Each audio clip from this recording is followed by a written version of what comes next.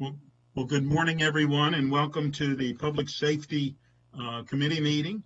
We're going to be discussing Bill 4520, which is community policing data. We are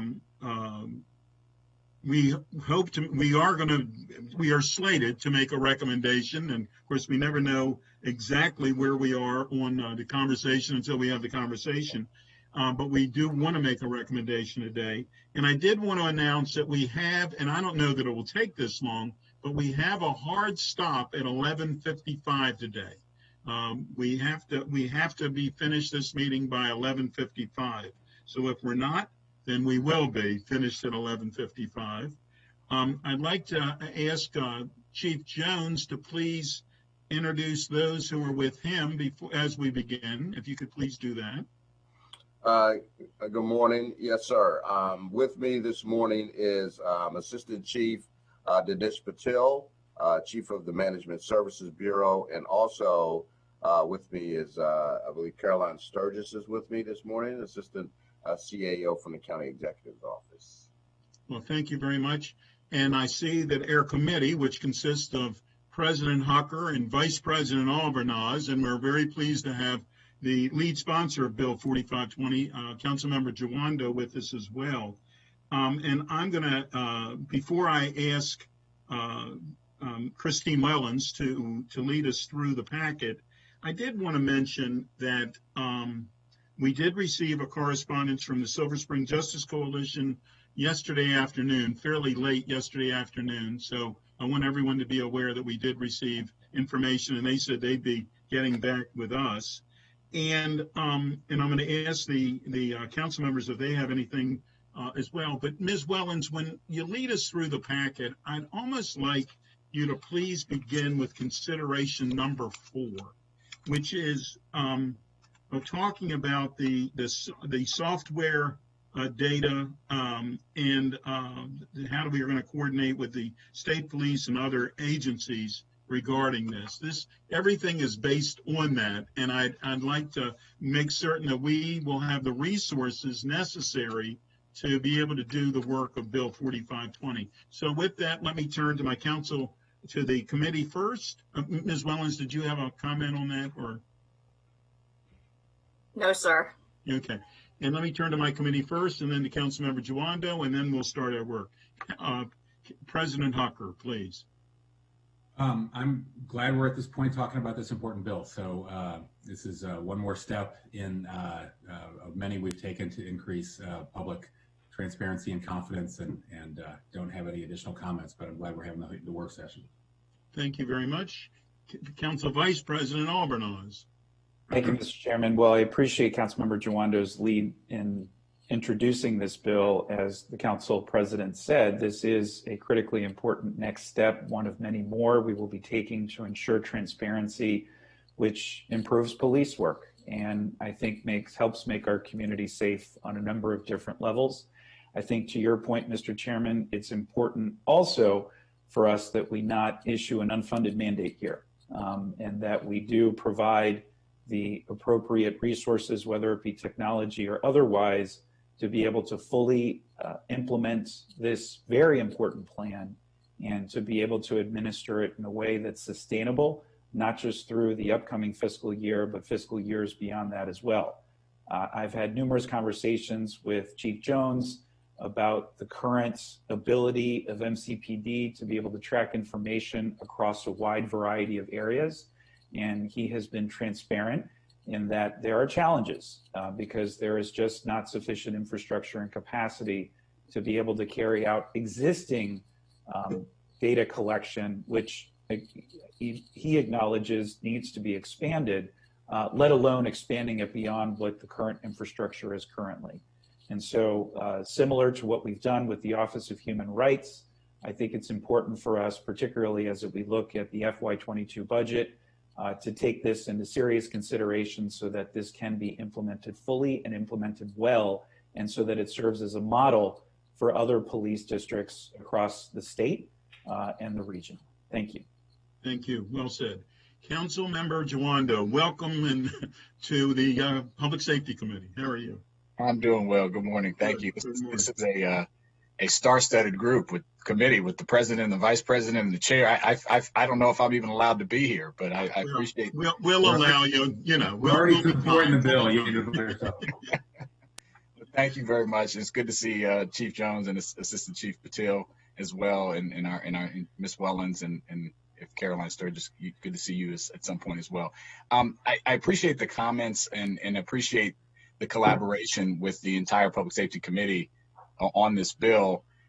Just as I think you all know, and the public may have forgotten with everything going on, I had requested, more than a year ago now, this OLO report on our police data, just having experienced some of the, starts and stops and pits and stops that I think Councilmember Alvarez was speaking to, the limitations either in human capital and or organization and or just understanding that why we need to collect certain things and over the last 18 months. And I think this obviously report, I think for many people, everyone on this the council concluded and the public exposed some of the things that the deficiencies that in transparency. And we know that that's important, not only for the public to know what's going on, but it's important to improve practice, right? You have to have data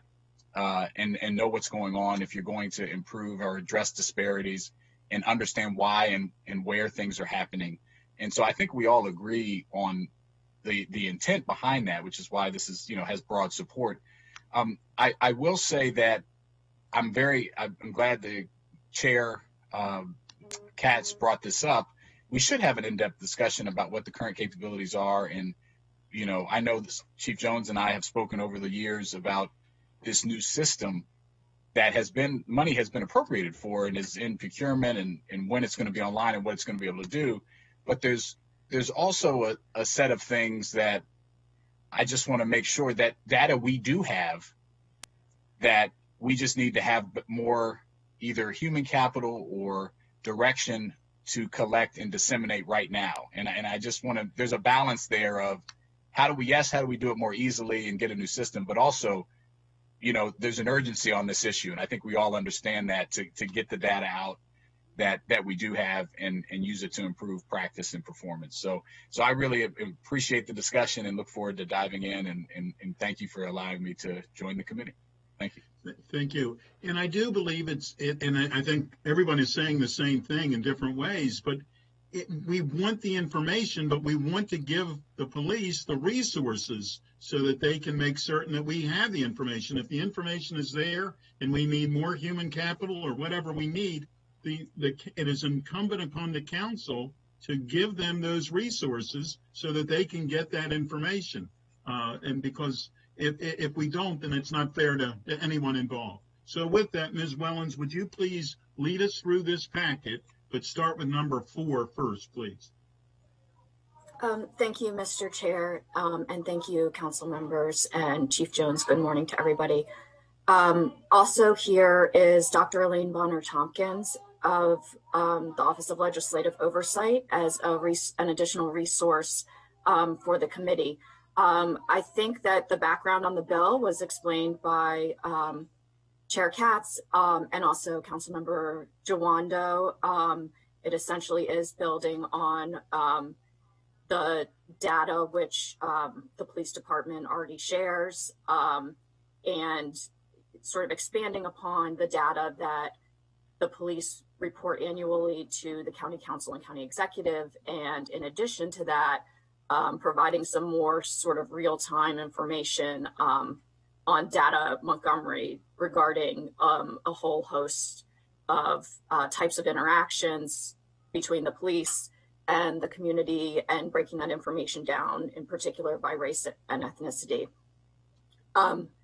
So, and as you know, of course, this stemmed from OLO's, this bill stemmed from OLO's extensive research with the assistance of Chief Jones and the Montgomery County Police Department regarding best practices for local policing data. Turning to issue number 4, as the chair requested, this was item number 4 in the staff packet was an invitation to the police chief and police department to expand upon their remarks that they made at the public hearing regarding this bill concerning the procurement of a data management system to, make this bill a reality, and also their comments concerning the fact that a lot of these data points, collecting them would require some cooperation with other entities, including, the courts and the state police. Thank you. Thank you. And I did want to mention, I'm going to ask the chief to comment, but Susan Farag, who helps staff, who does staff this meeting as well, this committee as well, with Ms. Wellens, but that she did want me to note that the Public Safety Committee will be discussing staffing issues on data issues as well as other staffing issues on our February 25th meeting. So we're working on this as we go, but Chief Jones, if you could please comment. So good morning, Mr. Chair and Council President and Council Vice President and Council Member Jawando, and to Ms. Wellens and to Dr. Elaine Bonner-Tompkins and everyone else on this call. So from perspective of the testimony, again, when in the public hearing where, we really have 2 minutes to explain, I wanted to expand upon a little bit where, again, we are in support of in being transparent, as this bill has noted, in the lots of the information that the public really wants to have and be accessible to. There's lots of information now that we also share already in many different forms of transparency with our annual reports and information when people put in MPIA requests. One of our greatest challenges right now when it comes to, as is noted with Council Member Vice President Albanaz and Council Member Jawando noted in response to our records management system. We are currently in a procurement process. Later, I guess, in this discussion, I don't think we need to get bogged into it right now. I just want to give it as a baseline. But Assistant Chief Dinesh Patil has been leading that charge for us to be ready to. We are really in our final stages of procuring a contract with a vendor and the selection of a vendor in order to build out an expansive records management system that has been long overdue for our department. There are many facets of that records management system that needs to be built out. Now, the challenge with this is the fact that this is not a buy it off the shelf model.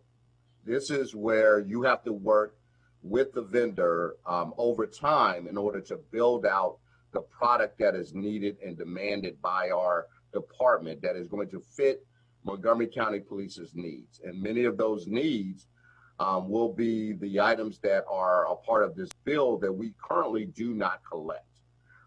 And with that being said, that means that there is going to be really an opportunity, and I think it's a great opportunity for us to do it right, but it is going to require some patience because it's going to be this is not a simple fix in data collection here in Montgomery County. And as we noted in our response to the bill, that we don't own all of the data that is actually put into these systems. There are data such as traffic stop data. That is data that is in the Maryland State system. The Maryland State Police oversees that program for the entire state. They collect all data sets in regards to e-tics, which are basically many computers that our officers carry that are actually, when they write traffic citations or warnings or EROs, which are equipment repair orders, those items are actually put into those systems and actually uploaded to the server for Maryland State Police. Now, there always are demands that any police department may have collectively to be discussed across the state about how we could work on better grabbing better data or asking for certain data sets that are currently not in the system. That's something we're willing to do in our partnership with the Maryland State Police and we've done this before where we've asked them to do certain things that we think that are a part of it. Now, I'm not saying everything is always successful, but I believe that we have the opportunity to have those discussions with them based on traffic stop data that's already collected, but beyond. So that's something that we need to work on. Physical arrest data is another piece of data that we technically don't own. There's some data sets in this bill that are being requested that are technically under the ownership, you might say, of Department of Corrections and Rehabilitation. So there again, there's going to have to be how we actually provide that information as the police department is going to be, again, in partnership with another agency in order for us to be able to provide this so-called real-time data sets in order to be transparent in many facets. And then we really kind of talk about other data that's being requested that we currently don't capture. And I'll just give a few examples really quick so that it's like a starting point. So currently we don't maintain data for criminal citations.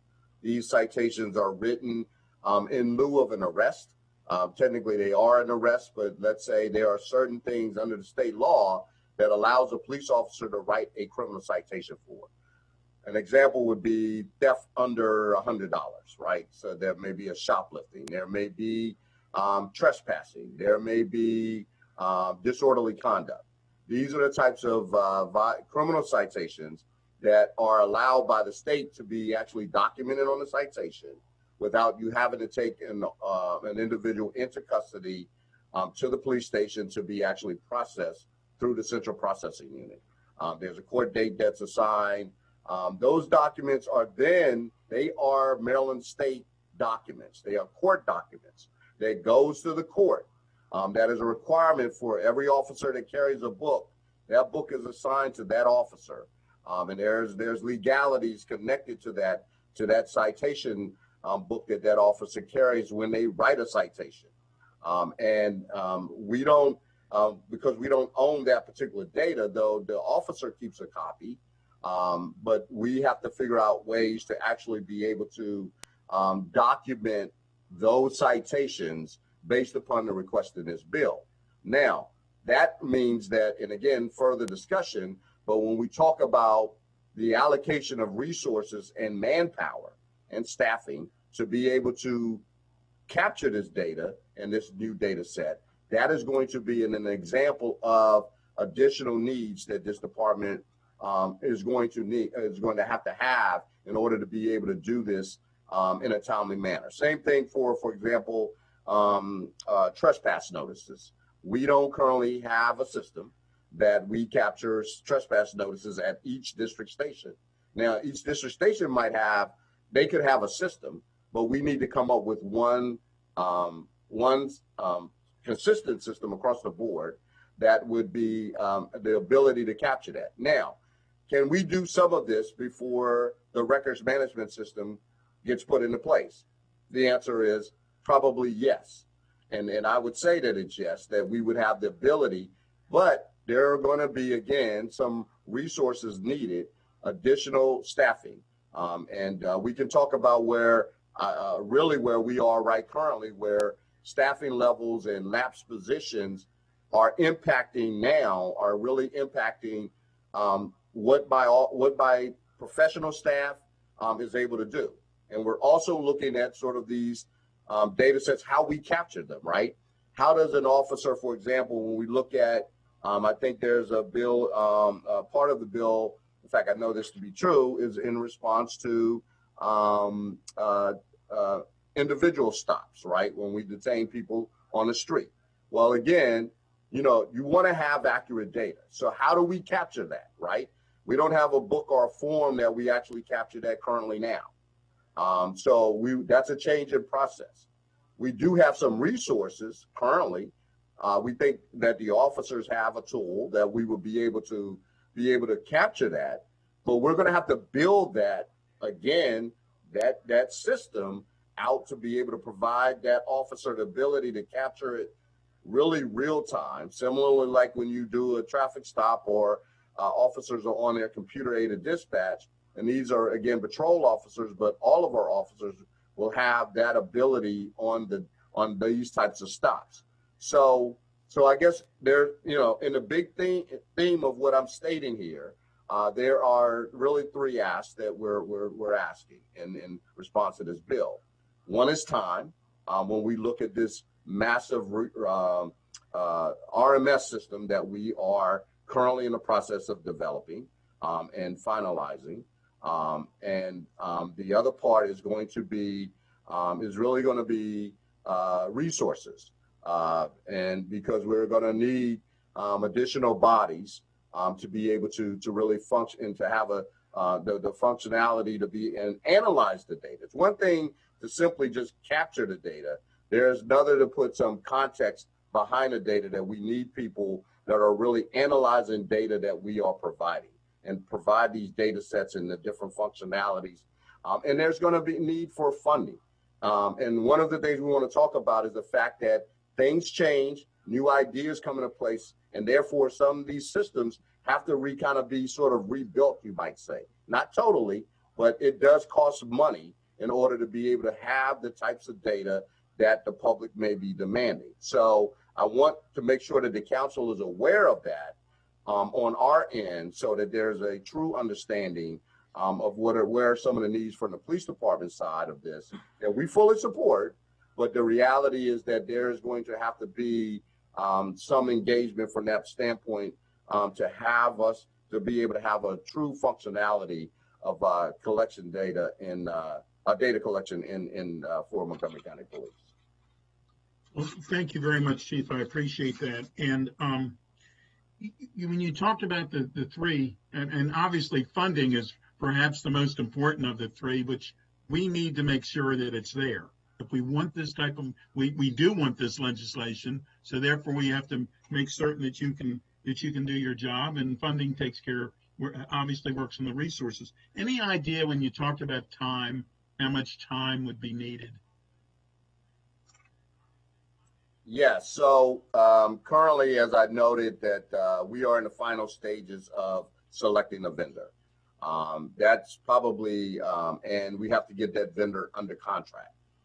So we think that we'll be able to maybe have that done within about 60 days from 60 days or so from where we are currently, maybe 90 at tops. From that standpoint, now we begin sort of this process of building out. And these are not easy tasks.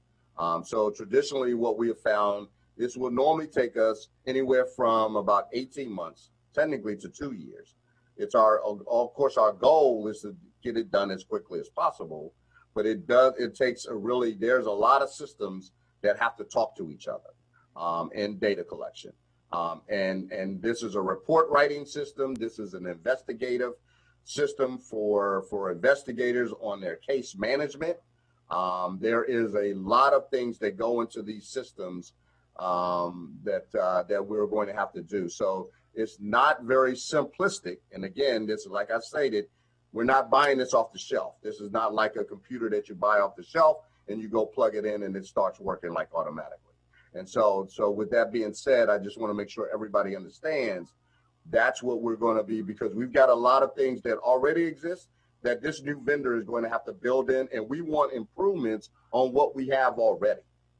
So where we are is we're not satisfied with our current records management system. This is why we actually went and aggressively have been trying to get this done over too many years, I would just say. But I think we're finally at this crossroads where we can have this system put into place. And it's best, again, to do it right on the front end than it'd be costly for us to make adjustments on the back end. And I'm certainly appreciative of that. I do think this is one of the few times that we are actually putting the horse in front of the cart. Because we're actually doing this legislation now, then you do know what will be needed rather than have you get this new system and then us coming back and saying, oh, by the way, we want all of these other things which you hadn't thought about in the new system. So we are, it is helpful this way. Council Vice President Albornoz, and he'll be followed by Council Member Juando, please. Well, thank you, Mr. Chairman, and I appreciate those comments, Chief. I think you laid those out in the 3 buckets that are clear. And just on a lighter note, I like the term human capital. Councilmember Juando, I'm going to tell my kids we need human capital to clean up our basement, which is an absolute mess this weekend. So I appreciate that comment. This is more of a comment, and then you won't be able to answer right now, Chief, but I think it would be worth exploring as a follow-up. You know, when I was at Recreation, we had some very difficult decisions to make, you know, with regards to the loss of positions, and we had growing needs within Recreation. So there's a little, it's an apples and oranges, but bear with me for the example. When we made those reductions at Recreation, what happened was, to minimize some of those reductions, they increased the amount of revenue that we had to bring in to offset some of those reductions, which meant that we had to bring in a marketing component, a communications component that we didn't have at the time in Recreation. And while I tried to make the case that we needed these additional positions, we just weren't going to get them. So we used 2 tools within the OHR toolbox to create 2 positions, 2 communications positions within Recreation. We abolished and then created one of the existing positions that we had that had been lapsed. And then we also went through a reclassification process as another tool, because we had added, unfairly, frankly, some of the communication responsibilities to somebody in the department who just happened to have some of that background. So those tools, though, were effective in getting us the needs that we had at the time without having to add to the budget. I know in a perfect world, we don't want to do this. And I say this sincerely. I stand ready to support MCPD's recommendations to ensure that we put this important process in the best position to succeed. But I do think there'd be value in right now determining whether or not it would be possible to look at some of those lapsed positions and then reclassify them, or abolish and then create new positions, so that through a budget neutral standpoint, we're able to get where everyone agrees, including the incredible leadership that we need right now. So I just would request that you explore that. Again, nobody wants to lose a position, but there are some positions that have been lapsed for months. And yet we've been able to, I know not the way we would like, but be able to move forward. So some combination of that plus additional resources, I think would be helpful. And then this data sharing is complex. So I do have a question with regards to how we data share with our municipalities. There has been a rash of violence recently within Gaithersburg, and obviously MCPD has been working collaboratively with the city on those cases. And when you factor in Tacoma Park and Rockville, 3 large, and those 3 municipalities are larger than most of the counties in the state of Maryland, each on their own. So would love to hear a little bit about how data sharing works with our municipalities, acknowledging in the packet that there's a reference to some crossover with the state as well. Right. So interesting enough, we have 2 of the 3 municipalities, Gaithersburg and Rockville. I guess it also to add Chevy Chase Village, if I'm correct, Chief Patel. They are, and I may not be correct, but they are in our records management system, basically. They listen to the same, our emergency communications center. They respond to calls for service. Their reports are sent to our records management system, and we capture that data.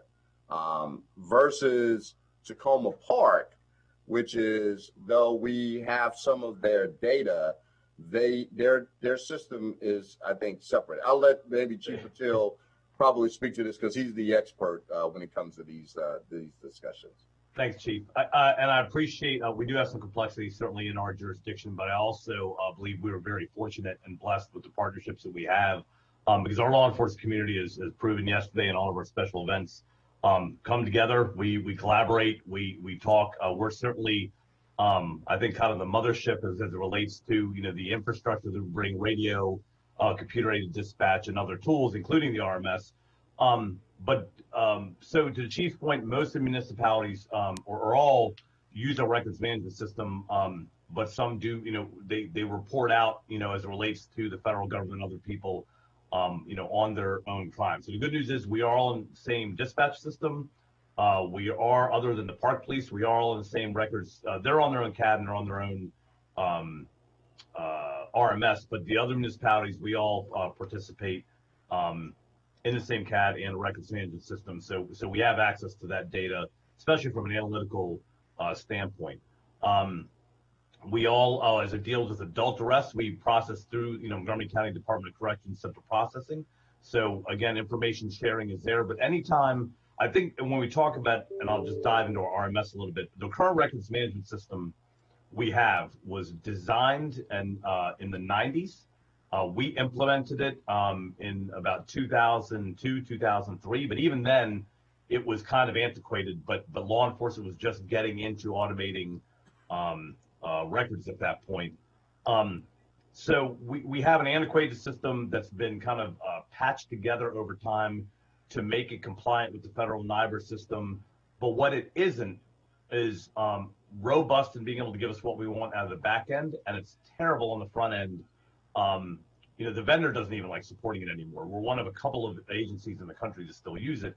So when you have an interface that isn't friendly, you're not going to get the users to really engage at the level you want them to, inputting good data. It's like if you go to a good website, you have a great experience, you leave there and you're really interacting with it well. But if you go to a cruddy website, you don't have the same experience. You can't wait to get off of it. Well, our records management right now, both from an output standpoint and an input standpoint, are not great. We actually, years ago, we could have taken the easy way out and just gone with a vendor that contractually would have been easy, but I feel very good that the RFP process we've gone through is going to deliver us a state-of-the-art records management system, industry-wide, give us the capability to put tools in our officers' hands. They all have cell phones now, right? So if we can get them to do a field interview report when they make a contact with a citizen on the street, that they could do that from their phone and do it easily, and have a configurable records management system to meet the community's needs, right? Not just the police department, but through this bill, what I think it speaks to is what the community wants, answers to questions, and this RMS should be able to do that. And this chief spoke earlier about configuring the records management system. That normally is going to take 18 to 24 months once you're under contract, because you need to learn your business processes, your case flow, adapting it to Maryland law, making sure, of course, it is NIBRS compliant. But the good news is for our county, we don't have a bunch of silos. Municipalities are going to be participating in that. The sheriff's department was a big piece of this because they didn't have things that they needed out of the old system, and they had a seat at the table. So I think as overall public safety, or I should say law enforcement, we're going to have a much better footprint going forward. And we can't, what you can't do is necessarily customize every other week with some new set of questions you want, right? Because you need to build data structures. And when you integrate data systems, if you change one thing over here, it breaks something over here. So they're going back to the staff request or support that we'll need. It's analyzing data, but it's also being able to create the structure that everybody wants and keep it glued together and keep it running, for years to come as things change. So hopefully it answers the question. It really does. And I just have two more questions, and then I can go back in the queue because I'm sure others have questions as well. Ms. Sturgis, you may be in the best position to respond to this question. I know that the Reimagining Police Task Force is very much immersed in their work, and I know data collection was part of their analysis and their review. And my understanding is that some of the recommendations from that group may and hopefully will be reflected within the FY22 budget that will be presented by the county executive to the council. Notwithstanding this tremendous fiscal challenge that we find ourselves in, can you say now, or is there any chance that in the executive's recommended budget, some of what is being reflected in this bill and the analysis that's going on right now through the reimagining work may be reflected in the proposal that's coming from the executive, or is that Pollyannic and ambitious? Good morning, everyone. Thank you. Excellent question. You're absolutely right. The work of the Reimagining Public Safety Task Force is at the point where they are wrapping up their recommendations. The task force anticipates delivering the report to the county executive tomorrow, and an initial briefing will be had next week. The county executive had committed at the beginning of the onset of this project that some of those recommendations will be reflected in his recommended fiscal 2022 budget. However, at this time, it is premature. The county executive has not had a chance to review the recommendations, so I cannot speculate on which of those recommendations will actually make it into the fiscal 2022 budget. I appreciate that. And then my final, it's not really a question, it's more of a comment. So I'm a data geek. I think data is so helpful on so many different levels. And obviously we're trying to ensure ultimate transparency. And I really appreciate the recommendations that we got last night from the Silver Spring Justice Coalition. I know that some of those are complex, and obviously we're going to discuss how many of those we might be able to implement to strengthen this bill even further. But I want to start thinking about things systemically. Council President Hucker and I introduced the bill regarding enhancements in mental health services, and I know Councilmember Jawando has been working on this issue as well. And one of the recommendations from the Silver Spring Justice Coalition was to look, for example, at how many stops there are among our homeless population.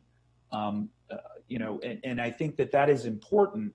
But, as part of a broader systemic approach to addressing these very challenging issues that are leading to arrests in the first place, we need to be looking at this from multiple angles. And I really appreciate the work of Dr. Bonner-Tompkins and the OLO team on their analysis. And again, thank Councilmember Jawando for requesting it in the first place.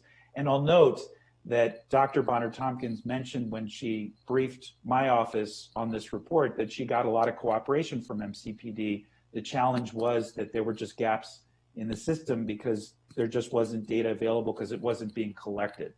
So that's why we're here in large part.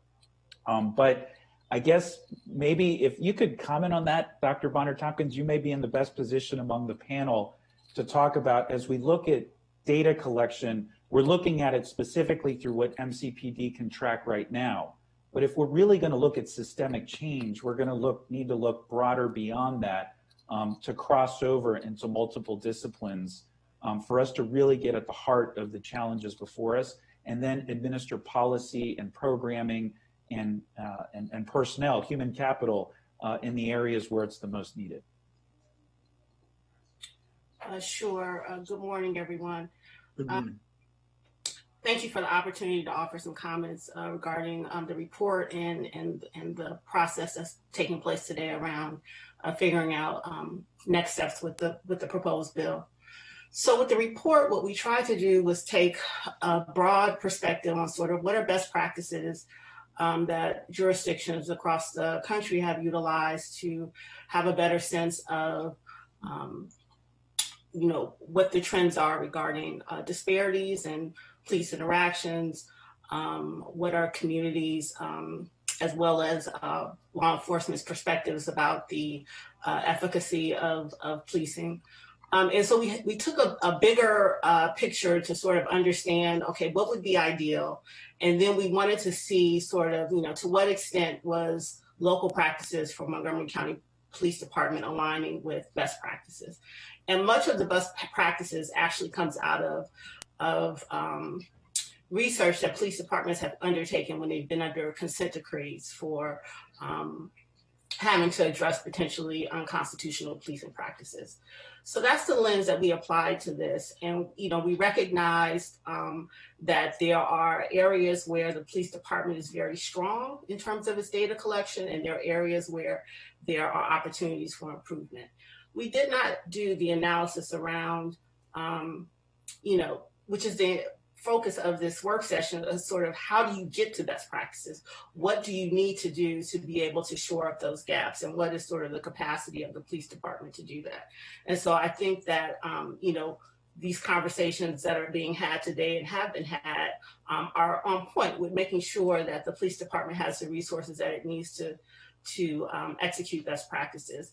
But I do think that, and I think that Councilmember Jawando referred to this earlier. There's a way to look at this where you try to figure out, okay, what's doable now based on what is available, and what is doable once the new record management system comes into place.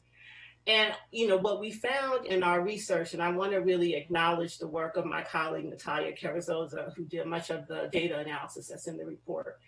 There are gaps between what is reported internally and what might be in an annual report that the police department offers on a particular measure and what's available in Data Montgomery. And it's not clear, sort of as a third party person, why there are those gaps. And so I think it's also useful to have a conversation around, what is feasible, given current resources, and then, to also then look at what is necessary for the future. But it's really sort of two different baskets. And so I appreciate the committee's efforts to try to address both of those, and I'm happy to answer any questions that I can beyond that. Thank you. I yield back to you, Mr. Chairman. Thank you very much, and thank you, Dr. Bonner-Tompkins. Good morning, by the way. Thank you for being here, and beyond, thank you for your answer. Councilmember Jawando. Thank you, Mr. President. I'm sorry, Mr. Chair. We'll take it. Everybody answers on that here, So a couple things, and this is a very important discussion. I really appreciate us having it. And Dr. Bonner-Tompkins set it up perfectly. I think there are a couple things to think about here. There are things that we collect already that are either in written form, so I kind of started on this path. We had the incident at the White Oak McDonald's where the young men were issued the trespass orders. I wrote a letter that everyone signed saying, hey, what's going on with the trespass orders? Where are they being put out, to whom? And we got back that they're being held on paper copy in each district, and that we're going to have to, police department had someone take all those copies, put them in an Excel spreadsheet to try to put together and get a sense of where this is happening. We also found out that there's things that are missing from the forms themselves, right? Like race and ethnicity being consistently tracked on every form, even in an existing form, like a trespass order, for example. And so those are things that, that's just, we need to, even if we have to stay in format before it can go electronic, we need to be collecting race and ethnicity, today, right? On everything, on every form and everything that we do.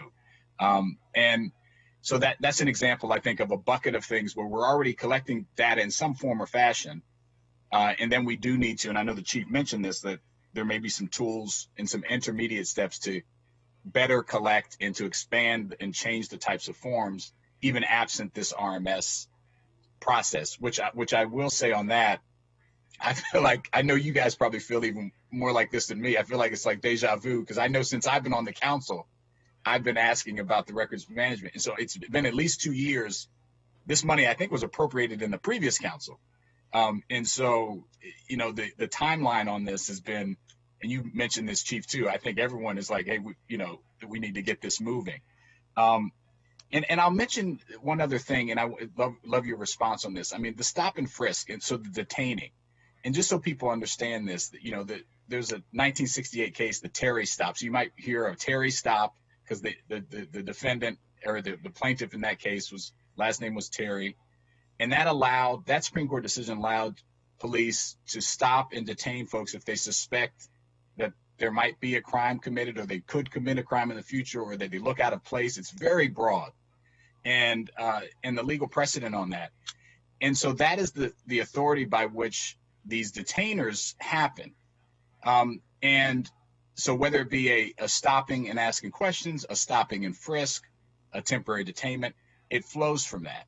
And these are some of the things that have been most corrosive in communities of color for damaging trust. And it kind of came to a head in an ACLU report that the New York City Police Department about their data about stop and frisk, where and many have heard of this at this point, that 9 in 10 of the people stopped and frisked, mostly African-American men, were found to have not committed any crime. And you had some people that have been stopped dozens of times in their neighborhood, and it really called into question the policy. The reason they were able to show that data is because that the New York City Police Department has been collecting stop and frisk data going back to 2002. Now, it was in paper format up until 2017, and now it is electronic. But every New York City police officer has to fill out a form when they stop and frisk somebody about why they did it and racial information and all these things. Now it's electronic. It was in the 2015 Obama 21st Century Policing Task Force memorandum.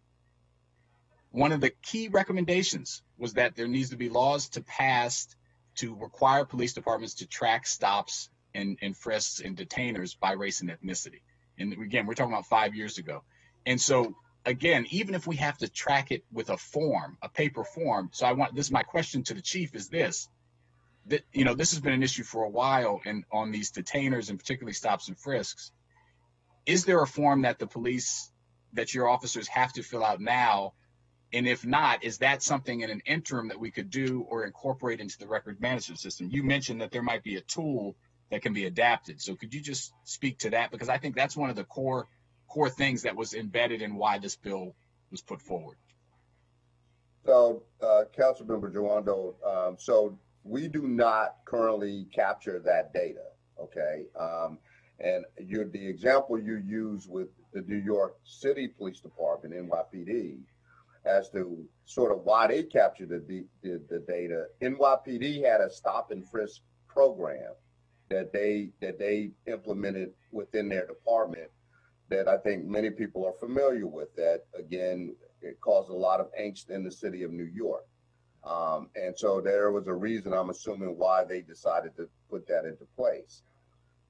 If we, for the example that you utilized for us to simply have a stop and frisk report that says, okay, if we stop someone that we suspect that may have just committed a crime and detain them, where is that information going? The only time that would technically be captured, of course, if an individual was placed under arrest, then it's technically not captured, is actually in a police report, embedded, you might say, based upon the crime that the person was technically arrested for, whether it was a warrant for his arrest or her arrest, or whether it's a crime that they actually committed. So the question is that you ask is whether or not we can create such a form. I mean, we create forms all the time, right? Yes, we could create a form, right? That we could have our officers, we have to create a policy. You create a form, you create a policy. Therefore, and then you have to train to the policy, right? You got to make sure that officers understand what is the information that's being captured, and that, that's doable. Not saying it's not, but again, all of those things have to flow, that we have to do that. So, right. And you mentioned, Chief, that there was a tool. Maybe you're getting to it. I wrote down that you said we have a tool potentially. Yeah. So the tool I was noting was we were talking with Chief Patil mentioned about our officers carrying cell phones, right? That we, again, trying to implement systems that talk to each other, right? To be able to create such as like an app or something that's, through the cell phone, that we would be able to upload data. So if we had sort of a platform that we were able to capture that stop and frisk or stop and detain, form that's on an officer's cell phone, they can implement it right at the time that they actually complete the stop with all the information that's contained, and then boom, it goes directly to the automated system, and we're able to capture that data like instantly. Versus a paper form that you got to fill out. It's got to go through a process, and it's got to be literally probably hand put into a system such as an Excel spreadsheet, right? That we would have to capture, that we'd have to set up a system for from that perspective, right? Yeah, and I'm assuming, you know, and I'm sure this is the task force, the police advisory committee. As I said, I know since 2017, New York's been tracking it electronically. So I imagine that there is a software or an app out there that could be compatible with the so that's with the cell phone to track that type of data. And I agree with you. We want to make it easy and comprehensive. So, well, I'm going to admit I'm not a data geek. I'm not a phone geek. right. But I'm sure that there's something that we may be able to figure out at some point in time, how we are able to figure out systems such as that to be, there's always people building out apps all the time, but I don't know exactly what exists out there. Yeah, and I think we could maybe ask New York or other departments. Just the last question I have, and then I know others want to speak as well.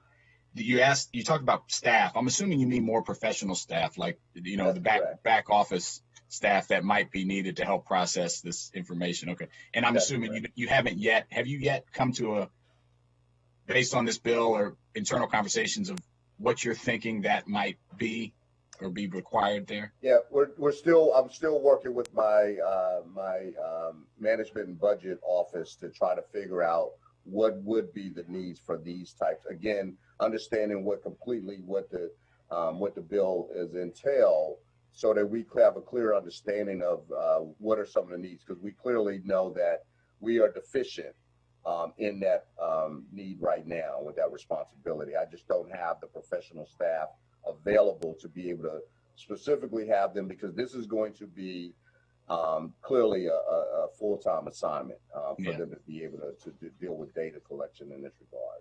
And I'll just say, I think it's so important that we track this information, because I've been stopped and frisked, I've been stopped and detained. I hear from people that it happens to, and it's really not okay that it's out there, it's not being reported, and that over time erodes the trust, and so we have to find an interim way and a long-term way to capture that data and analyze it and improve performance and practice and hold people accountable to it. So I know we all agree on that, but I just want to emphasize how important that is. Thank you, Mr. President. I'll come back around. Thank you. And I did want to mention again that we are going to be looking at staffing, not just for this, but in general. We're slated at this point to be February 25th. So that gives the chief and others time to get some additional information. Council President Hucker. Thank you, Mr. Thank you, Mr. Chair. Chief, well, some of my questions have been answered in Ms. Sturgis, I guess. I guess I have a few additional ones. So just to be clear, I guess I would have thought, Chief, that you were already gathering many of the data fields from A through L or so in the in 35.6A section of the bill. You already have demographic makeup of the department, number of recruiting events. I'm sure we've talked about those before. Can you look at the bill? I'm curious about which of these things you don't already gather. You know how many officers are suspended or not suspended with pay or without, civilian complaints, etc. Are there a lot of new data requirements in here that you don't? So there are some data things here that when you look at that, again, some of the numbers the information that we don't collect. So for example, under I, you note the number of youth under the age of 18 years that are referred to intervention programs by officers. So again, that, there's different systems in the juvenile systems of referrals to intervention. That doesn't stop necessarily with the police department, that I think would be better understood by all from a criminal justice perspective.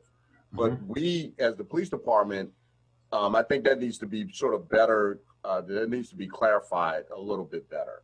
But again, that's something that we don't.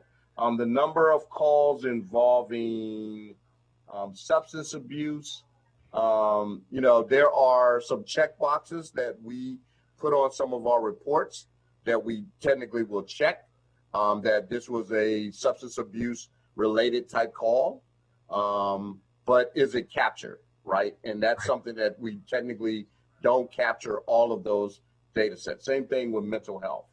We already talked about the stop and frisk results here. We already capture, of course, use of force data, so that's already there.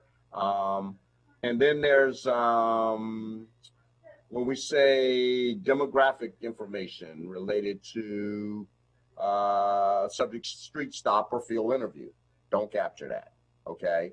All of the information that's there, that would again have to be something that's put into more clarification. And as I go further into it, again, we can, the community policing efforts, we have some information that we capture. Community engagement office division is centered around helping out the district stations along with what they already do to capture a lot of the information and what we do and a lot of the engagement we do within the community. So that's not a heavy lift.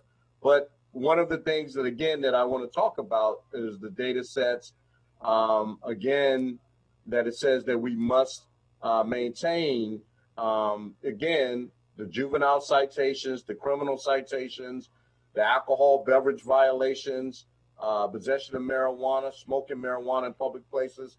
Those will have to be established, right? That's what we don't. Those are the types of things we don't have in place right now that would need to be a part of this system. Yeah. Okay. Thank you. That's interesting.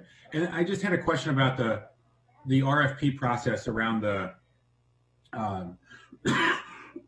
excuse me, sorry. The record management system. Yeah. Yeah. Around the record management system. The RFP's already gone out. You're reviewing your bids at this point. Do you know how many companies have already bid, and is the solicitation period closed? So I'll jump in. Good morning, sir. The RFP process, it actually went through an REOI process first, and then we dwindled down, I believe, just off the top of my head, about 12 vendors down to 3. The 3 vendors then participated in the RFP, and my hope is that we're going to deliver the chief in a matter of days or a week a recommendation to select one vendor. And then that recommendation will go to the Office of Procurement to begin to name the selected vendor and then begin the negotiation process. Hopefully as early as February, and again it's a multi-million-dollar venture. So I believe that it'll take my guess is 60 to 90 days at least to negotiate that. I don't want to speak on behalf of procurement, but we are at the final stages of the RFP. It is closed. We're at vendor selection. Right. I'm glad to hear you. Thank you. That's helpful. I'm glad to hear you had 12 on the front end and so much interest in it. What's the role of DTS in that whole process?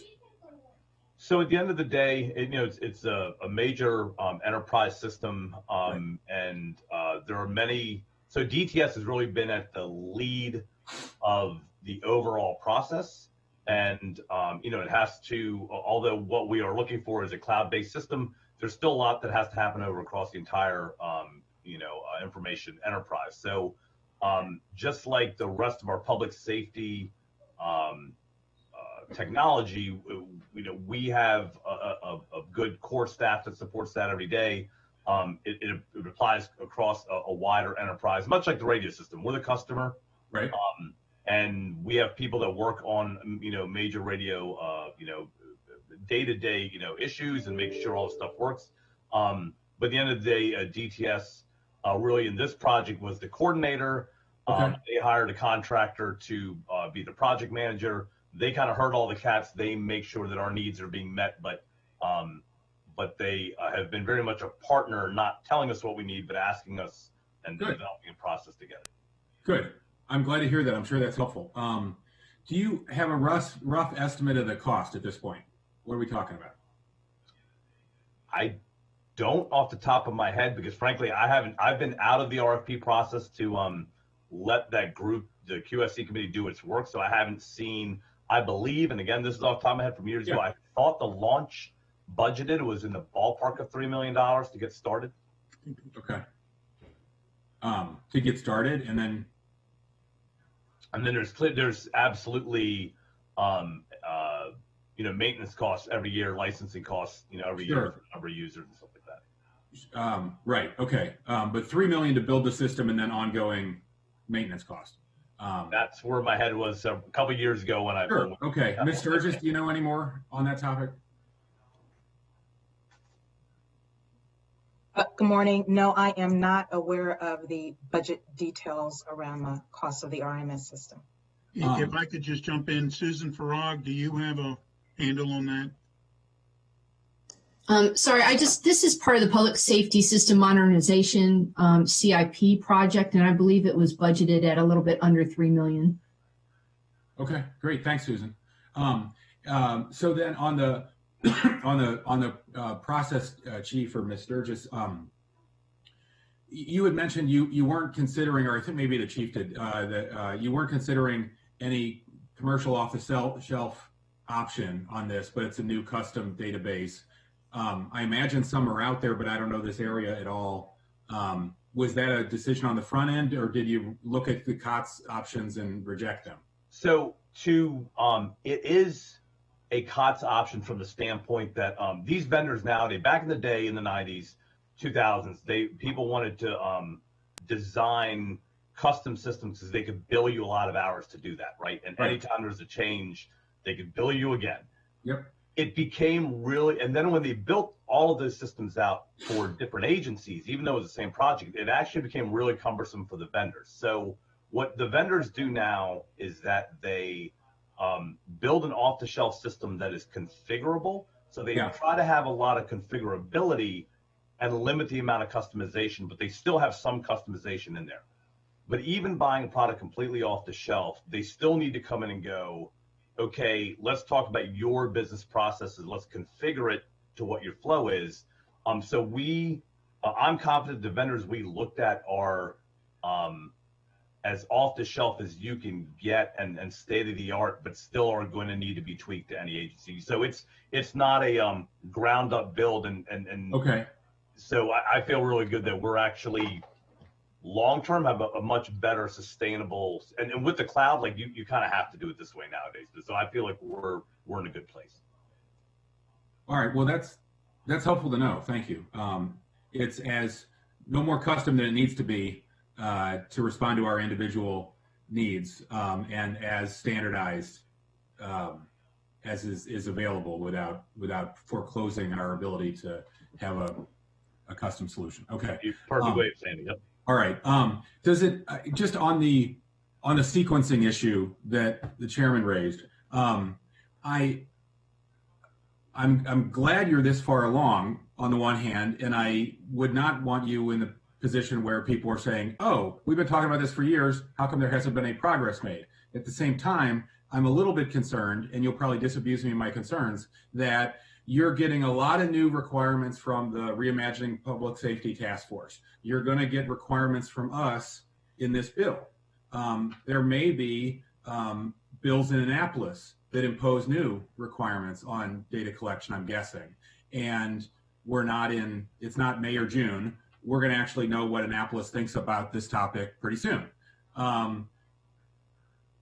Does it make sense to be this far along in the process, or are you retaining enough flexibility with your vendor selection that you're going to be able to respond to whatever we want in this bill, whatever the Reimagining Task Force and the county exec want to see, et cetera?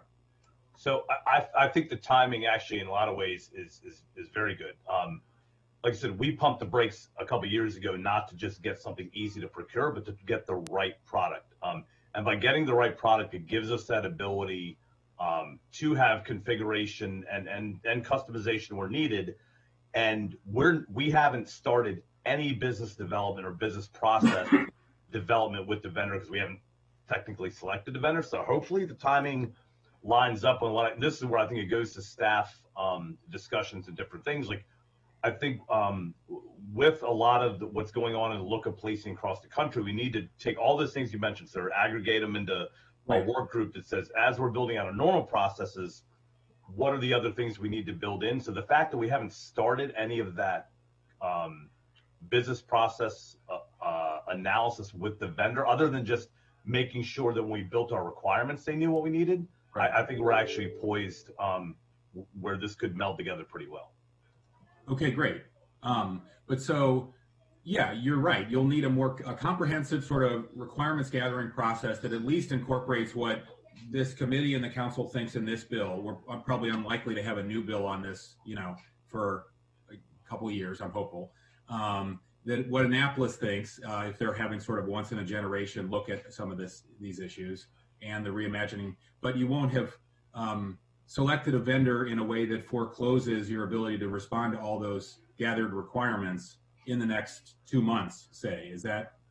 Yeah, I think I feel comfortable in saying that I believe any of the vendors we've looked at and have the capability and the configurability to do what we need to do. I will say, though, collectively as a group here, I think we do need to have a really good understanding what the requirements are and build them in, because you can't go back every couple of months to start checking, because then all of a sudden your data is dirty because you ask, we asked one question one day, then we asked another question. And so we have to have a good basis of that. And I think OLO has given us a lot of opportunity to build on that, and then we'll hit the ground running. And so, yeah, I think I'm comfortable and confident in the vendors that we've looked at that we have that capability.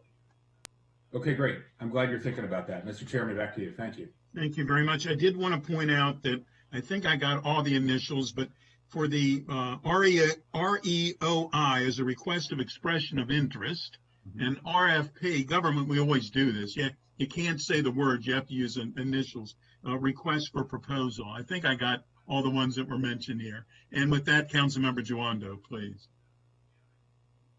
Thank you, Mr. Chairman. I just wanted to point out that, some of this demographic information is already required under the law that's already passed, the community policing bill, which this amends. And I just want to be clear that as of February 1st, several of the things that you mentioned, Chief, as the demographic data and other are already required under law starting February 1st. And so, whatever, in the additional in the bill, I know these bills it can be confusing. The underlined stuff is the new things that we're adding in this bill, where we found some of the gaps, such as the stop and frisk. That's that is a new thing in this bill, and so I just wanted to be clear, and then maybe ask a question of, so how are we in 2 weeks going to make sure we're complying with tracking the things that are required under the community policing bill? Well, again, we were made aware of what was going to be required. A lot of the data that you requested just required different divisions within the police department to be able to come up with the answers to those questions, such as some of the things that centered around, things in our personnel division and recruiting, as an example. Those are different data sets that don't come out of our records division, which captures crime data. So there's things that we have to, again, and when talk about implementation, where we've always kind of had the center of out of our policy and planning division to be able to capture, to actually get the data, to be able to report it out. I lost two of the most valuable people over the past year. And in fact, the only two people who work in that division, who were in my strategic planning, one retired, and one went to work for fire rescue. So therefore, we have been scrambling in the midst of a COVID crisis already to be able to provide a lot of data that people have been demanding, particularly over the course of this past year. When we're talking about a lot of policing reforms. So, so my department has been, we've had to take people off of other responsibilities to be able to provide this data that is required by council in order to meet the deadline in some aspects, not in all, but in aspects, but to have this sort of funnel piece that we're actually working on. And I think we just hired a replacement for the one person who actually left for fire rescue, but I still have a deficiency because we still have a person we need to hire, a second person in that division. And that's not their initial, that's not their only responsibility. They're part of strategic planning for the police department when we're looking and having a vision of looking out of the needs of the department over time and in many facets.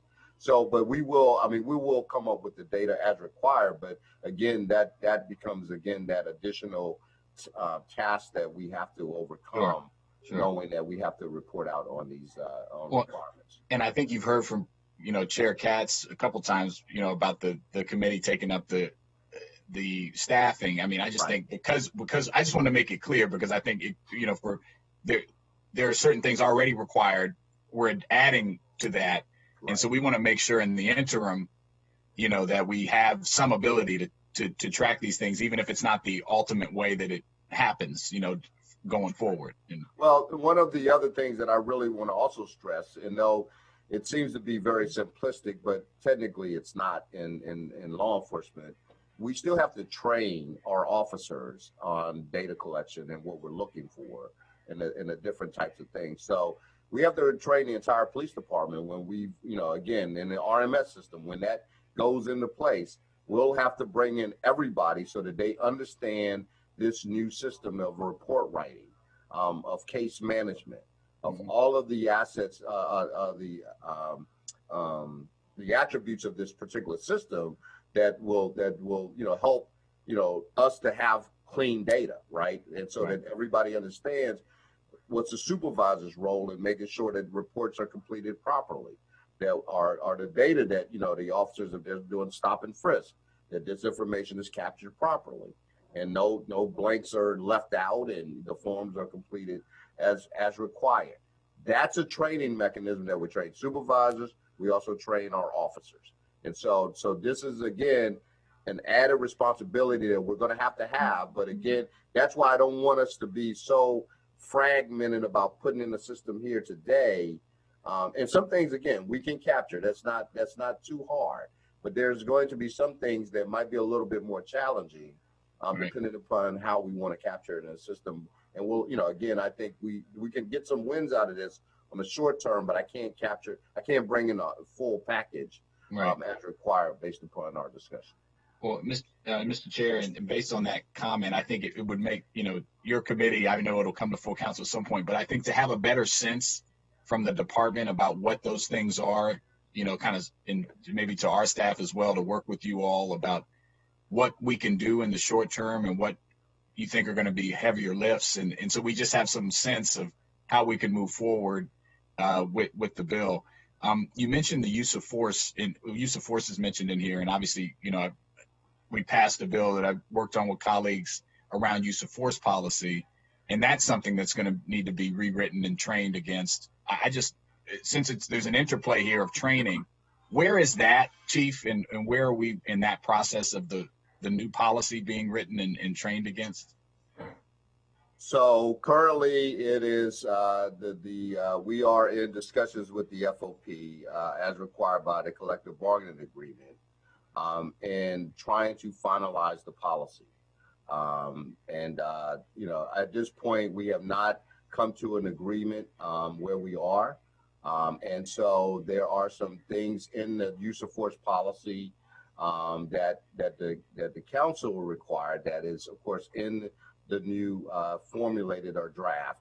But there's also some other things that we know that must be implemented in the use of force policy that was required by state law that we needed to adhere to that we have not been.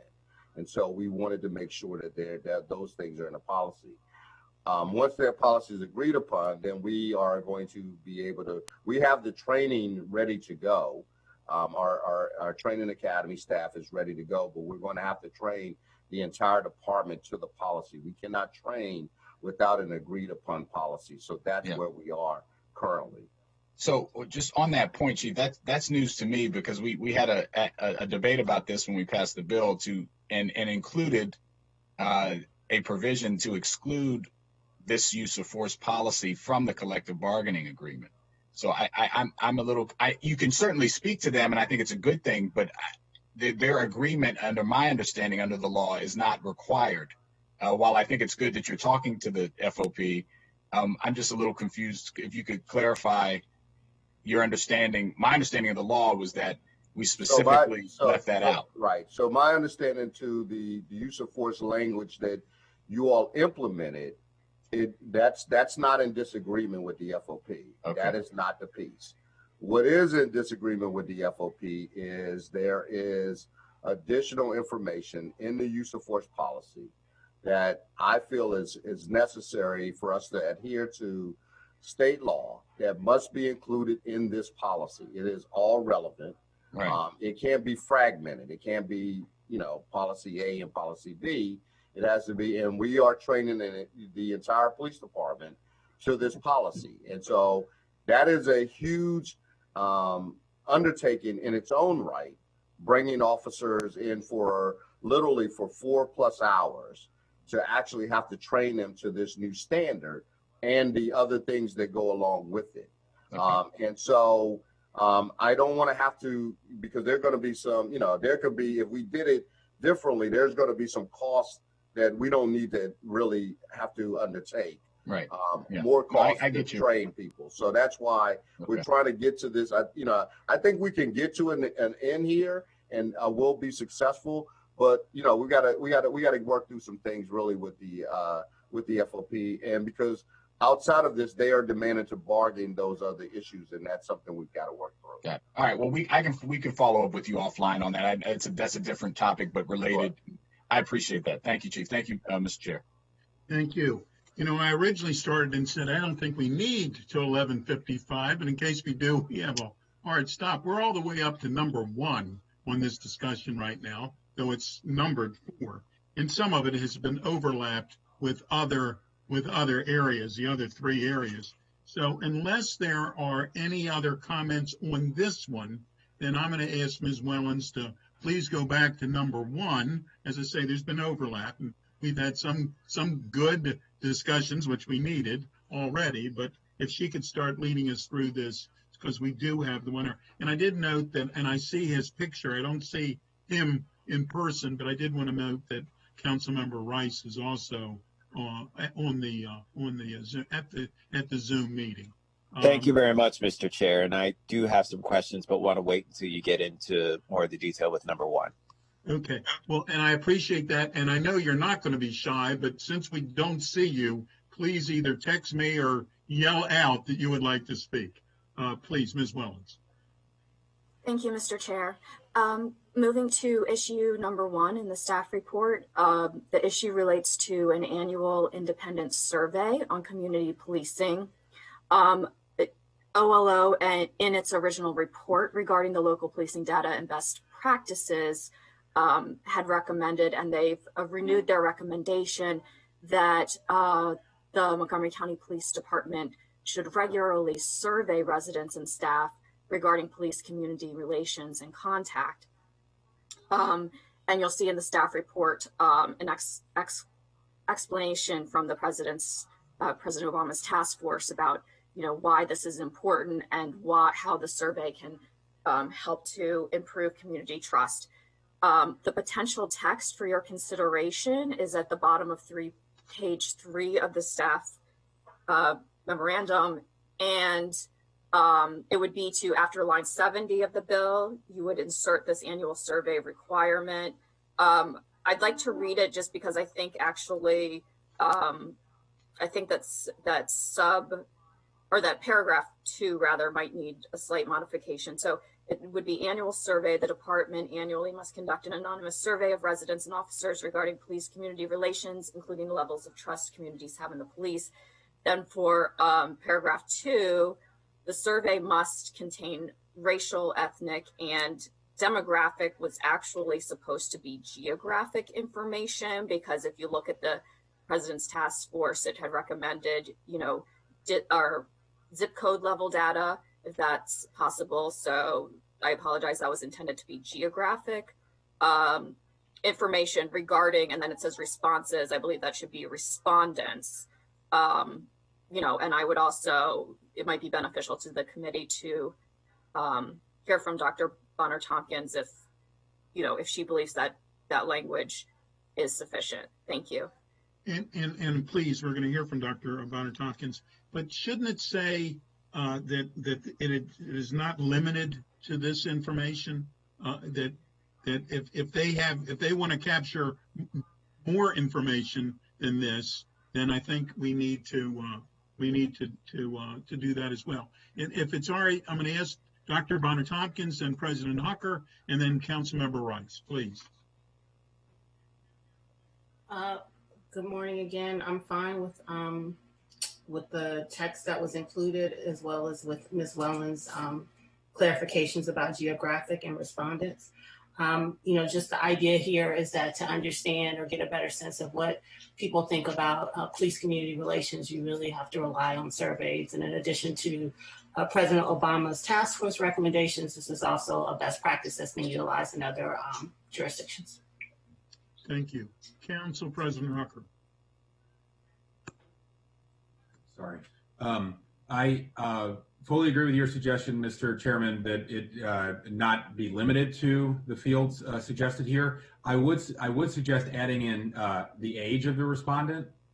We're tracking that for arrest data. I think we want to know if most of the public is very confident in our police, but our youth have very low confidence, or vice versa. I think we want to know that. Thank you very much. Councilmember Rice. Thank you very much. So yeah, I support all of the amendments, even though I'm not in the committee. I just want to let you know that. And I think that the word at least, so the survey must at least contain, would encompass that. And then, of course, adding in age. But my particular question is about language as well, and making sure that we have that specified. I know oftentimes we assume that that would be the case, but I think it would be incredibly helpful to make sure that we specifically say that we're going to make this available in multiple languages, so that we can ensure that we're getting this out to some of our residents who may not speak English as a second language. Okay, thank you. Any other thoughts on this? Could I, Mr. Chairman? Please.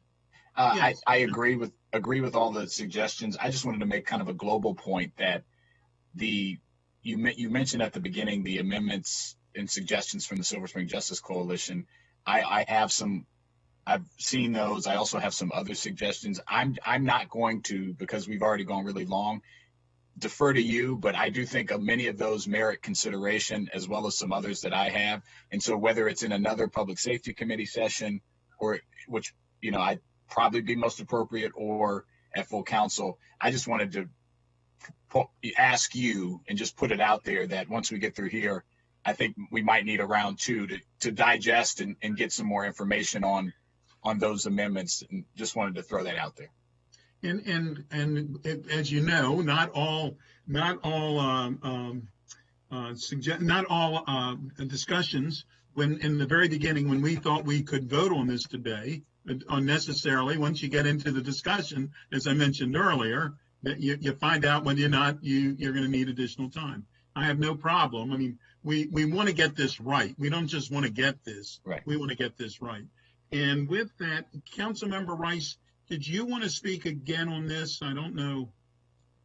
No. Okay. I got a text, and I guess it was later than the first one. So on the first one, on the for number one, the after line 70, the inserting, and Ms. Wellens, I'm assuming you got all the suggestions on what should be inserted. Yes, I believe so. That was it was the changes that I had mentioned regarding geographic information and changing responses to respondents, and Councilmember Rice recommended changing the language to, and Councilmember Hucker, to change it to saying that the survey would at least contain the information about community trust. And I believe that you had said that as well, Councilmember Katz. So it would be, that would be a minimum, but it could be more inclusive. And the then word age, the caption, yeah. Right, and then the survey responses would be available in multiple languages, and the age of respondents would be added. Right. What is the pleasure of the committee? Is there agreement that this should be included? Councilmember, I'm not hearing no's, so I'm assuming those are yeses. Council President and Council Vice President, are you in agreement that we should include this? Yes, okay. I am. Okay, very good. So I guess we can formally vote on that. All those in favor, please raise your hand. Thank you very much. That was unanimous. Okay. And not that we're not interested in what Councilmember Jawando and Councilmember Rice have to say. They're just not on the committee. Okay. and they understand and they smile. Okay. The second one, please. The requirement to explain the confidentiality of the data sets.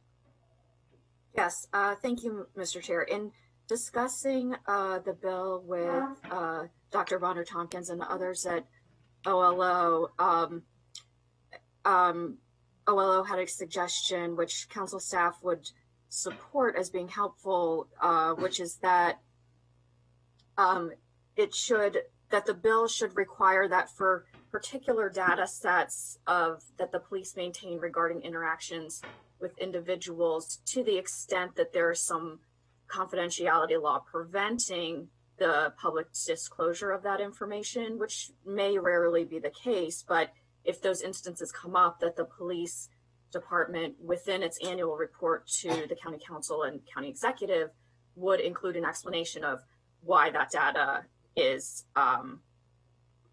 limited. And I would just say that I think this might be helpful to include because there can be scenarios in which, even though your data is quote unquote anonymous, you have so many data points about a particular event that you could perhaps reveal individuals' health information or other information that should not be disclosed because you don't want to disclose the individuals involved.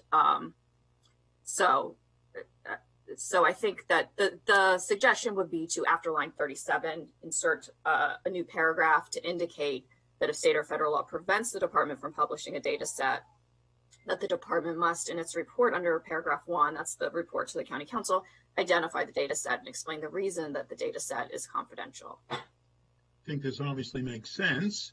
To the committee, is the committee okay with that as well?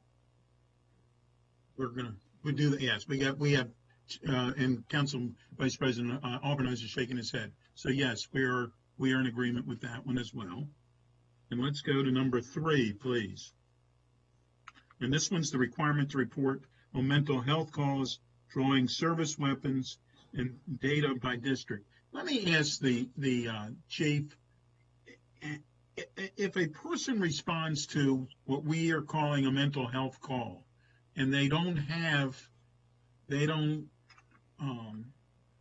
mental health professional with them, I mean, they're not asking for an evaluation, how could they say that that person has a mental health issue? How does that become the reason? Well, I think that that's a judgment call, right? That's an officer who's making a judgment call.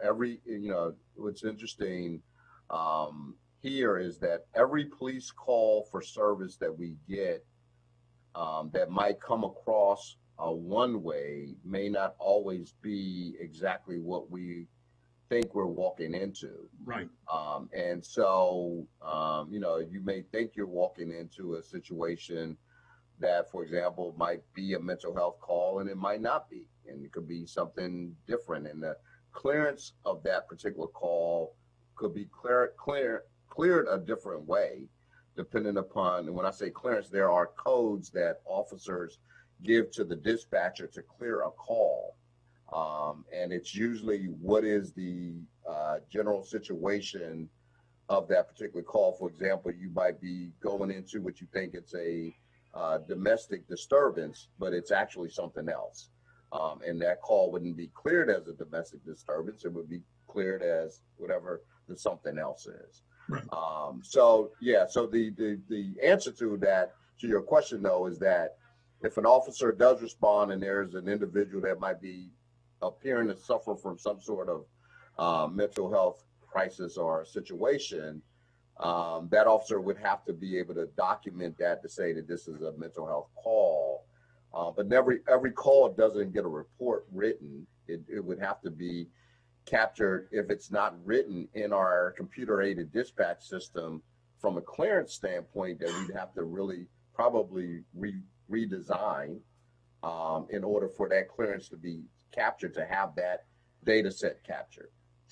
So that would be a little bit of a change in our practices about how we clear those particular calls in that type of situation. Thank you. Councilmember Giwando. Thank you, Mr. Chair. I just wanted to, we're on number 3, correct? The mental health and drawing service weapons. So I'm in full support of this. I think, this is an important, obviously we included mental health, but adding, this extra layer of reporting, I think is important. And I appreciate Ms. Wellens putting it in there. And this is also something that was related to some of the recommendations from SSJC, but I just wanted to make sure, I think the chief, you were kind of addressing it, that just to be clear, it's a judgment call, but once someone does suspect or refers to mental health services or notes it in a report, how is that currently tracked? Could you just talk about that? Like, how is it noted that it is a mental health related?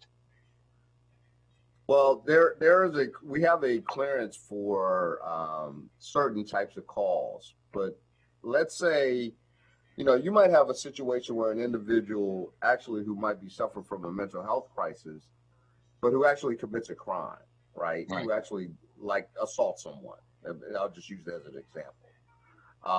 And the report is written as an assault, right? It's not written as a mental health situation. Right. You can document in the report that the individual, may have been suffering from some sort of mental health crisis and actually was taken to the hospital, maybe for an emergency evaluation to be observed by medical staff in that same context. But the clearance of that call is actually being captured as an assault. It's not, we're not capturing the fact that it's a mental health call. And that's where it gets fragmented, right? That's where it's not clear. And it's all of that's documented in the report, in the body of the report, but there's not a checkbox per se that says this is a mental health. This case is associated with a mental health, situation. So that's where you'd have to look at changes in processes, right? About how we actually capture an event such as that to be able to really get good data. That's the point, right? And obviously, difference between someone being called for a mental health where there's not a crime committed, but we still, I think we want to know all of the above. We want to know if there's a crime, was there a mental health aspect to it, and or if not, and then we want to have a process to track that. Yeah, I mean, there are calls for service that there's no crime committed, right? That we might get called, that the individual might be getting a little bit unruly, let's say at home, even with a parent, right? Or another loved one who's in the residence with them. They can't control them. They might have ended up picking up the phone and calling us.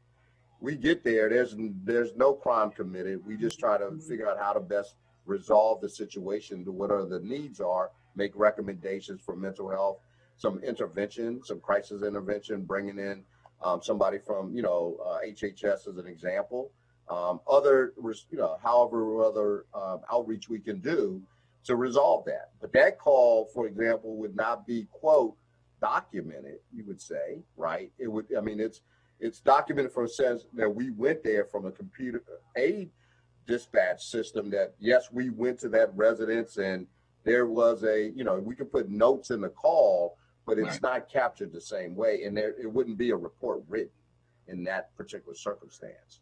Right. Okay. And then on the gun draw, which is also a part of this section here, I just was going to recommend that that we also include tasers and pepper spray here. That's one of the recommendations from SSJC, but I think if we're talking about this now, this is the where it would go. That a use of force could not only is the gun draw, but the use of another weapon or deterrent. We also want to know that, and I guess so that would be the recommendation to the committee that I'm not on, but also a question to the chief.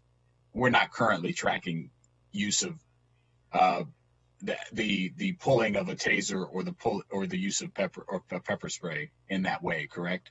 No, and I would ask for some clarity from this committee in this law. For example, are you asking us the mere fact that I pull my taser or pepper spray? No, deployment. I was saying deployment. No, I mean, deploying is one thing because we utilize, I mean, if a taser is utilized, that's already captured in use of force. Right. If pepper spray is utilized, that's already captured in use of force, right? Same thing if you fire your handgun, regardless of what you hit, that's already in the use of force. Right. The question, drawing of a weapon is different.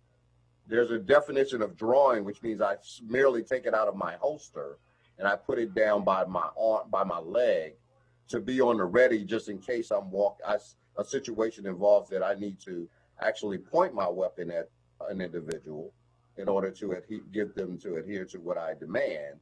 Right. And so am I pointing these tools at an individual? Is that what's being demanded? It seems to be more of the question versus if I'm in an alley at 3:00 in the morning and I got a call for suspicious individual that might be in the alley, I can promise you I'm probably drawing my weapon down by my leg as I go through that alley, making sure that I'm safe, right? And in the event that I actually there's a situation that requires me to basically order someone to do something. Sure. Being at 3:00 in the morning and it's an unsafe call. That's different, right? Yeah. Versus where I think you all are trying to go, where I actually point my gun at that individual and demanding that individual to get on the ground, regardless of the situation, that's what we're doing. That is, I think, where you all are trying to go, but I'm just asking for a point of clarification. Yeah, I appreciate that. I would recommend the pointing. I understand there's a desire, and I've seen it in other places, of just even the act of unholstering or taking out, but I think it'd be more appropriate to focus on the pointing, but including the taser and pepper spray in that. And I would just to add to what the chief's saying, we don't want to create an environment where officers are reluctant to be prepared in that, a burglary in the middle of the night or something like that, where because, I'm going to do a piece of paperwork because I literally just pulled it out of my holster, and then we get officers getting hurt or killed because we created, I understand the direction it's going, but if it goes in that other direction, that's the moment it comes out of the holster, it creates an officer safety challenge. Right. And again, I understand the concern, but again, the point is just to have the data of when a form of force is used. I don't think it's unreasonable to say that going for a gun is a in and of itself a lower level use of potential of force. It's obviously used on the flip side. If a resident seems to be grabbing for something, that has been used to justify to kill that resident. So I just think, and again, we're not making it illegal for a police officer to go for their gun. This is just saying that it has to be reported. We have to know when it comes out. But I'm saying even a step down from that, I think at a minimum we want to say if these items are pointed at people, that we should be tracking that. I know we're not tracking either, whether it comes out or pointing at this point. And so I think we should at least do the pointing would be my recommendation to the committee. And I'm in agreement with that. And I appreciate what Dallas said. We don't want an officer to second guess whether or not they are being safe for themselves. And so if somebody, I have seen where they'll go into, or that they know that there's a burglary or perhaps a burglary in progress, and it's before a canine can get there, and they'll, have their weapon ready next to them, but not pointing at anybody. And I have been there, and I'm glad that they feel that they can be safe in that. So, Councilmember Juando, you and I are on the same wavelength on that. Anybody else from the committee or Council Vice President Alban? You have so many titles anymore. Yeah, just call me Gabe. Gabe is fine. Believe me, I understand that. Yeah. So I guess I'm going to try to articulate my thoughts in a way that are productive and helpful. But the mental health issue is very complex, and I completely concur with better tracking of data, but there are a lot of layers to this. It's difficult for even professionals in the field to be able to diagnose mental health issues, let alone officers who have received significantly limited training on these issues. And that's why I think it is important moving forward to establish as a best practice when there are incidents of clear mental health challenges and calls that are coming in, and where the caller identifies that the person they're calling because of some incident that's going on is going through some kind of an episode, that there is a mental health professional that assists the officer in those calls, who may be in a better position, better trained to diffuse the situation so that it doesn't end up tragically. But I guess this is, I don't know that I articulated the system issue well earlier, but this kind of gives a good illustration of it. I'm certainly interested in the data collection of, when an officer does and doesn't use force or points a weapon, because I think that's helpful. But I'm even more interested in what happens after that. What's the referral from that case, and where does that go? Because we know there is a systemic and administrative issue at the state level where there, quite frankly, aren't a sufficient number of beds, to address the complex and mental health needs.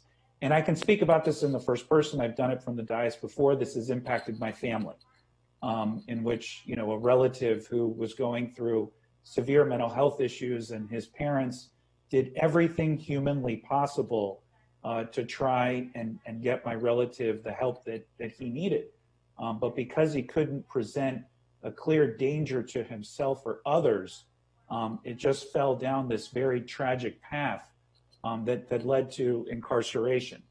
And so it's a systemic issue as we address complex mental health issues. And so I am interested in having a follow-up, Mr. Chairman, and I think this does cross over into the HHS committee. Yep. But specifically with regards to mental health, putting our officers in the best position to intervene, to address the issue on the front end, but again on the back end to address the systemic issues that oftentimes there are repeated calls for cases involving people with mental health challenges, and so the officers know of these cases and in some instances of these individuals, but because of the challenges with laws at the state level, we're not able to get them the help that they need. And so it's just, again, it's more of a comment than a question. I agree with the recommendations, but this is only part of the story here. And I'm in agreement. And if it's all right with you, since you were also, as I said, you have so many titles, since you're the chair of HHS, perhaps we should have a joint committee meeting on HHS and public safety on this topic as well. And I did want to mention that's exactly one of the which you were talking about is exactly why mental health courts have come to Montgomery County, both a district and a circuit mental health court, is because we realized that we needed to be doing something differently, and the court system realized it as well. So I don't know, I don't know that there's an answer from from the chief or anyone else on this one, but I do think we should have a joint committee meeting. And with that, Councilmember Rice, please.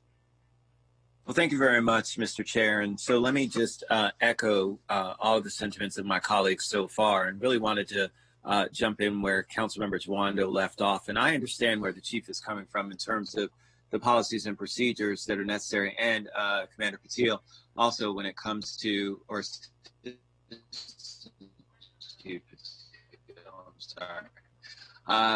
when it comes to what it is that our officers need to do to keep themselves safe. I'm all for that. I do also believe, however, that at the same time, if we need to retrain some of our officers who are going for their service weapons very frequently, that gives us an opportunity to just understand what's going on. It could just be that they just find themselves in circumstances, unfortunately, where they've gotten to very unsafe calls and they've had to other people in the community. But at the same time, if it is to where somebody is going to that often, it certainly gives us the opportunity to work with that officer.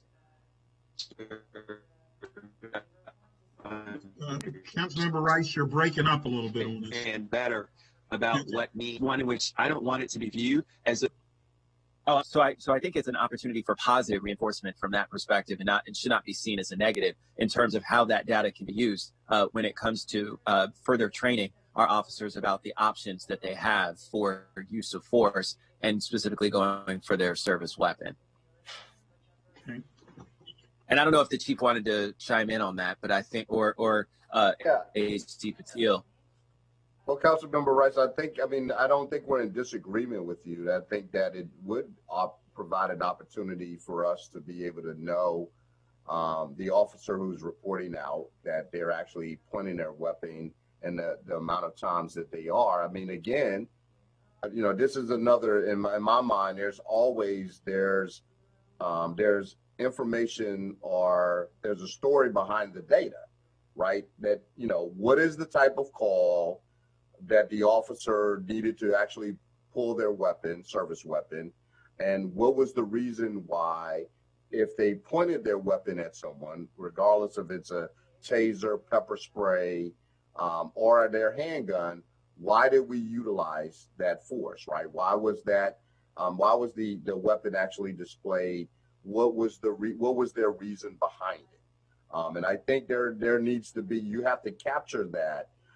Because are they responding to a burglary call, right? Are they responding to a person with a gun?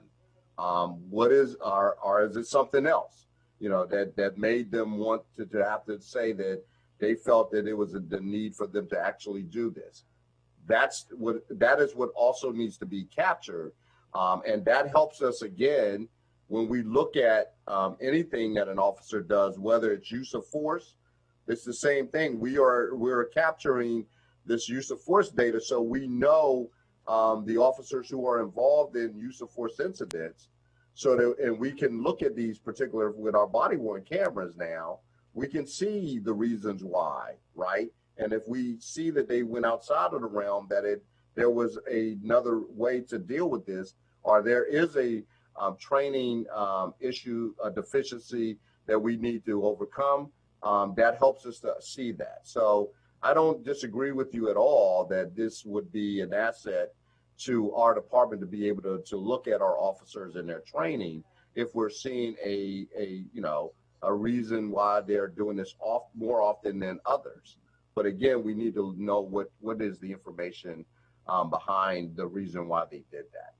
And to build real quick on what the chief's saying, the taser for years has been a de-escalation tool by merely pointing it at subjects, and it's got a laser aiming system on it, and people put two and two together really quick that things might not go in a way that they want, and they give up at that point. So I think tracking the de-escalation potentially, or the outcomes of those situations, tells a greater picture when a chief talks about the context, the story behind the situation of the data.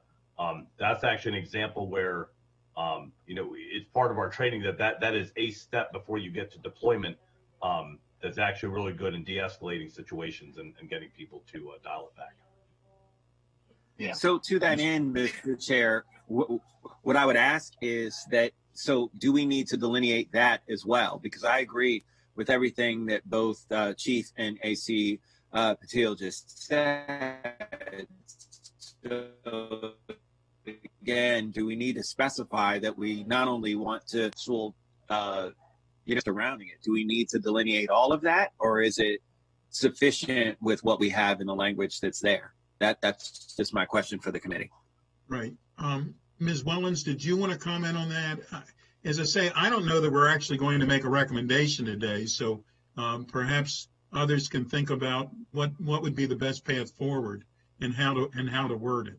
As I say, we're not interested in speed on this. We're interested in doing it correctly.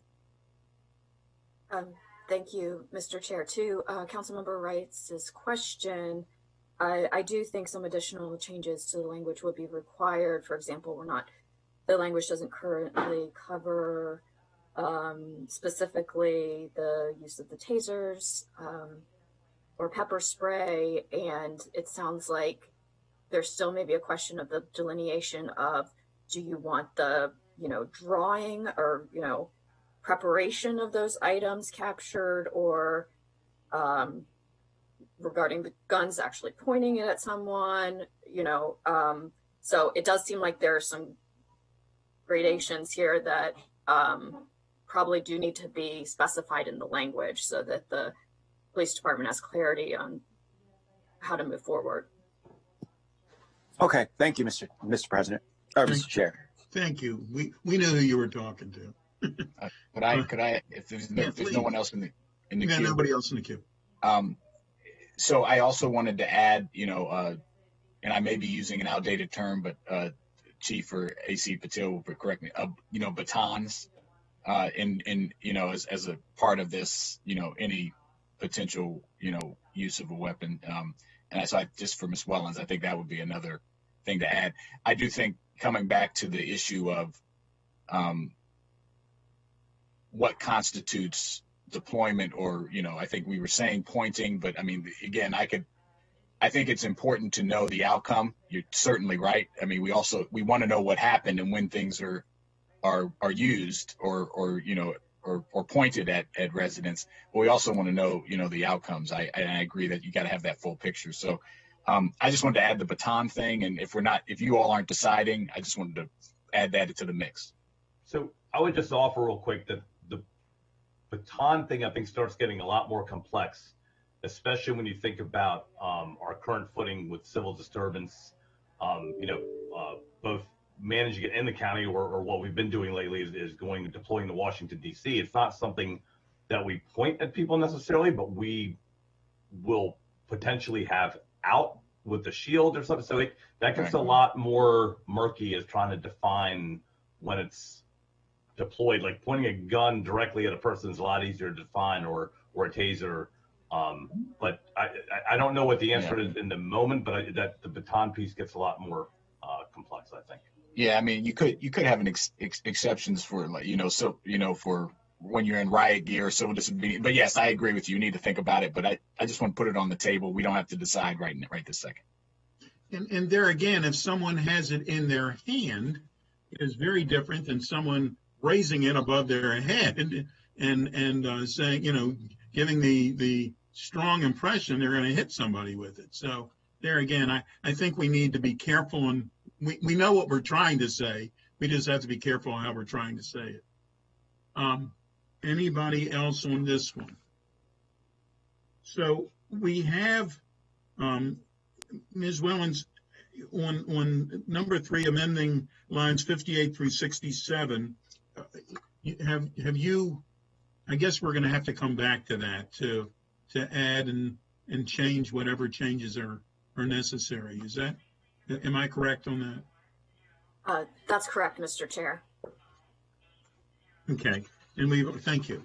Is there anybody else on that one, on number 3? Okay, and then on number 4, we've certainly had a robust discussion on that previous. Their next step was recommended that we vote on this today. I think unless the rest of the committee disagrees with me. I think that we should not vote on this today. Have a second work session once Ms. Wellens can try to figure out what we have and haven't said here, and have another work session on it before we actually take a vote. Does that meet with the committee's approval? Council Member Albornoz, Vice President Albornoz. So I totally agree. We're going to need a follow-up session, but I do think that there will be some information that will be released publicly that will be relevant to this discussion through the Reimagining Task Force, and so I think that will help. Especially on the budget side of this, I think is going to be helpful. So even for that reason alone, I think it would be good for us to hold off and then also answer some of these questions regarding the complexities of data collection and what we can and can't actually in fact secure without state or other partners. So I concur, Mr. Chairman, to hold off. And obviously timing is important here. There's urgency, but as you said, we want to get this right. Thank you. President Hucker, are you okay with that? Yep. And I agree. And the other thing is, and to your point, Mr. Vice President, the other point is that since we're writing this legislation and knowing that the Reimagining Task Force is going to give their report tomorrow, why we would keep saying, and we're going to write this, and we're going to write this again. I think that we need to try our best to do this one time and to go from there. So unless there's any additional information, we're going to adjourn. Is there anything else that we need to be? Yes, Councilmember.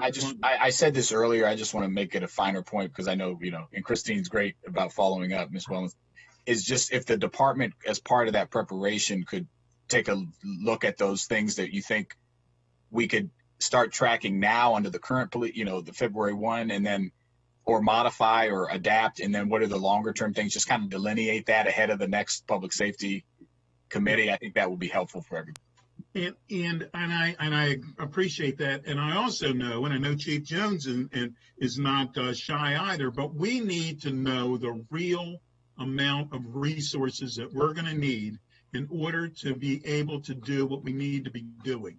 And for us to have legislation and not give the resources is not fair at all. So we need to know what the real numbers are. And as I say, we're going to talk about it on the 25th again, February 25th again. But we really do need that information so that we can have success in what we're trying to do. Anybody else? If not, we're going to adjourn. Thank you all very, very much for being with us. We are adjourned. Thank you. Thank you.